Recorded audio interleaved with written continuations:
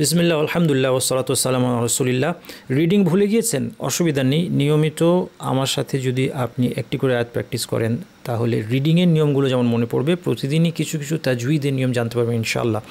আমরা আমাদের 2 মিনিট কোরআন চ্যানেলে সূরা আল কোরআনের সূরা ফাতিহা থেকে শুরু করে সূরা আল বাকারার আজকে 93 আয়াতে এসে পৌঁছেছি। 93 আয়াতটা আমরা আজকে পড়ব। আমরা নিয়মিত একটি করে আয়াত পড়ছি। আপনারা অবশ্যই এই চ্যানেলটি সাবস্ক্রাইব করবেন এবং আমার সাথে নিয়মিত থাকবেন, তাহলে আপনার কোরআন তেলাওয়াত অনেক ইমপ্রুভ করবে ইনশাআল্লাহ। আজকে একটি নিয়মের দিকে আমরা ফোকাস করব, সেটা হচ্ছে যখন ভারী এবং পাতলা হরফ পাশাপাশি আসে, ভারীটাকে ভারী এবং পাতলাটাকে পাতলা রাখা অত্যন্ত গুরুত্বপূর্ণ, নতুবা অর্থের বড় ধরনের পরিবর্তন হয়ে যেতে পারে। যেমন এই শব্দটা আপনারা যদি রকম হু, খ শব্দটা ভারী, হু রু, জাল শব্দটা কিন্তু পাতলা।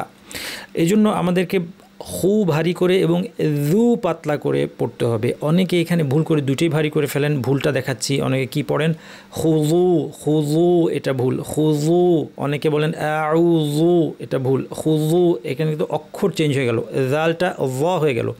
আমাদেরকে বলতে হবে খুজু, খুজু, জু, খুজু।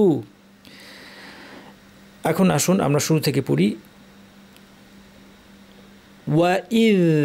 ওয়াইদ আখাযনা, না টানতে হবে। ওয়াইদ আখাযনা মিসাকাকুম ওয়া রাফা'না, না টান ছাড়া, না টান সহ, না টান ছাড়া এবং টান সহ হরফের পার্থক্য করতে পারাই হচ্ছে রিডিংয়ের, আমি সবসময় বলি 50%। ওয়া রাফা'না ফাওকাকুমুত তুর, মুত্তুর পড়ার সময় একইভাবে মিম পাতলা, ত ভারী থাকবে এবং তুর, এখানে রটা ভারী করে আমাদেরকে থামতে হবে। তাহলে এইটুকু আবার পড়ি। ওয়াইদ আখাযনা মিসাকাকুম ওয়া রাফা'না ফাওকাকুমুত তুর খুযু মা আতাইনাকুম। মা লম্বা করে কেন টানলাম? কারণ আলিফের পরে ভিন্ন শব্দে হামজা, মাদ মুনফাসিল, 2 আলিফ, মুসা বলতে যতক্ষণ লাগে। মা আতা, এখানে এটা দেখতে আলিফ হলেও সাথে জবরজের পেশ থাকলেই বুঝবেন এটা হামজা। এই যে হামজার উচ্চারণ, সাথে খাড়া আলিফ থাকায় বা খাড়া জবর টানতে হবে। এক আলিফ টানতে হবে, বেশি না। তাই, তাই না একই কারণে না টানতে হবে। তাই না কুম্বি, মিম সাকিন পর বা আসলে মিমের গুণাটা লম্বা করে দিবেন, কুম্বি। আতাইনাকুম বিকুওয়াতিন, ওয়া এখানে 3 ওয়া আছে, আমরা ইদগাম করব, অর্ধেক গুণনা, বাকি অর্ধেক গুণনা থাকবে না, তিউ গুণনা থাকবে, ওয়া বলার সময় গুণনা শেষ। বিকুওয়াতিন ওয়াসমাউ, এখানে এক আলিফ টেনে থামবেন, ওয়াসমাউ।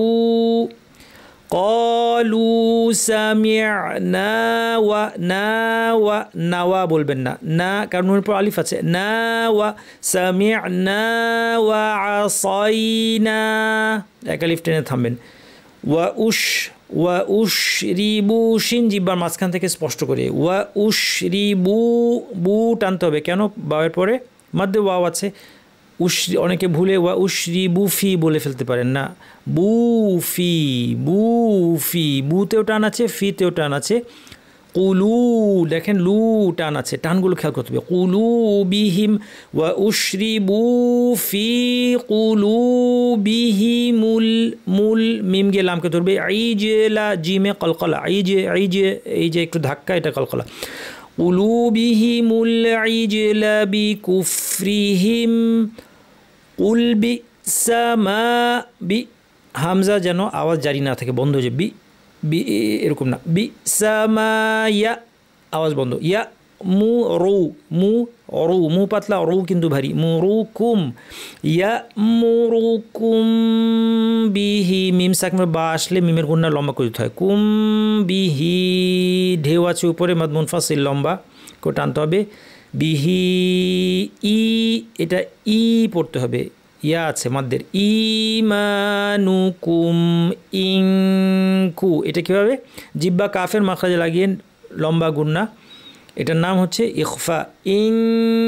ইনকুনতু, এখানেও তাই, তবে এখানে তায়ের মাখরাজে জিব্বা উপর পাটের দাঁতের গোড়ায় জিহ্বা পুরো লাগবে না, একটু ফাঁকা থাকবে, নাক থেকে গুণনা হবে কুনতুম মু, মিমের উপর চাঁদি লম্বা গুণনা, মু হামজা শক্ত, ইং লম্বা গুণনা, কুন লম্বা গুণনা, তুম লম্বা গুণনা, মু মিনিন শেষে ইয়ানুন মাদ আরিদ, আমরা 2 আলিফ টেনে থামবো ইনশাল্লাহ। পুরোটা একটু পড়ি।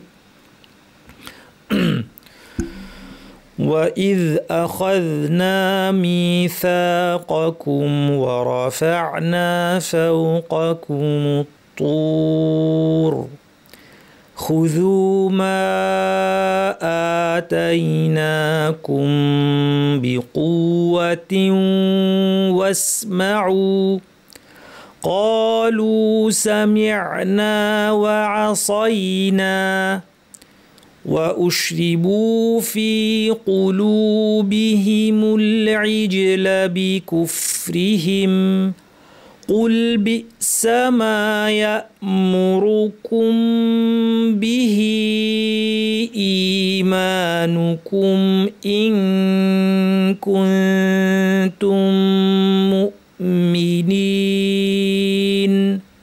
অর্থটা আমরা একটু দেখে নেই। একজন মুসলিম শুধু কোরআন তিলাওয়াত করবে না, অর্থও তাকে জানতে হবে। আর স্মরণ করো, যখন তোমাদের থেকে অঙ্গীকার নিলাম, ইহুদিদের উদ্দেশ্যে আল্লাহ সুবহানাহু ওয়া তাআলা বলছেন, তোমাদের থেকে অঙ্গীকার নিলাম এবং তোমাদের উপর তুর পাহাড় তুলে ধরে বললাম, তোমাদেরকে যা দিয়েছি তা শক্তভাবে আঁকড়ে ধরো এবং শোনো। তারা বলল, আমরা শুনলাম এবং অমান্য করলাম। আর অবিশ্বাসের কারণে তাদের অন্তরের গভীরে বাছুর প্রীতি ঢুকিয়ে দেওয়া হয়েছিল। বলুন, তোমাদের তথাকথিত এই বিশ্বাস যে কাজে তোমাদেরকে উদ্বুদ্ধ করে তা কতই না মন্দ, যদি তোমরা বিশ্বাসী হয়ে থাকো।